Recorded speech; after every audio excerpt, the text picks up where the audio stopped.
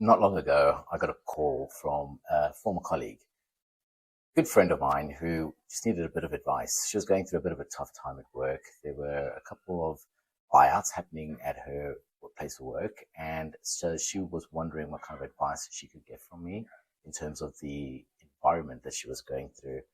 As it turned out, as we started talking, there were a lot of rumors swirling around about what was going to happen, what the future looked like, and there was a lot of uncertainty.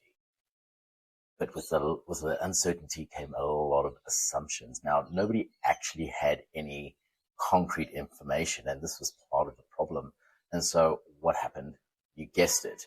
The drama cycle started. So many people were acting like the victim or the savior or the persecutor. And my friend was actually right in the middle of the storm as well, but in a leadership position, she didn't really know what to do.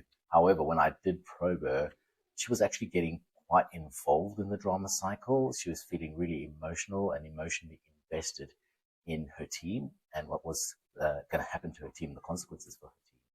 She was playing the role of the savior in the drama cycle. Now, as we know from this week, none of this is healthy. My advice to her was, are you able to step back and just observe the situation from a neutral perspective and become the observer?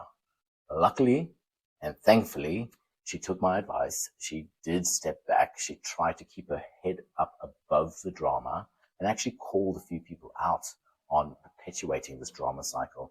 She called me back a couple of days later, and actually things had started to clarify and things had started to kind of work out. And she found herself in a position of power because she had this clarity around what was happening around her.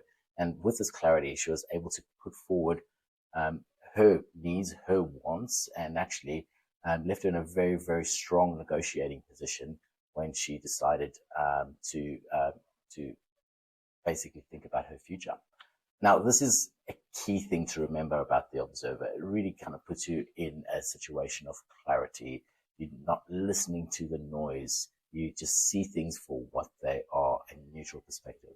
And so if I can give anyone any advice where they're feeling like they're overwhelmed or they feel like the situation is just really consuming, it's just to step back and really just ask yourself, am I feeding the drama cycle right now, or am I playing the role of the observer? Can I play the role of the observer? Can I short circuit all the emotional feelings that I have right now and actually view this from a logical perspective? Sometimes it works and sometimes it doesn't. It's a constant practice, but I'd love for you to try it out. I hope you've enjoyed this week. See you soon.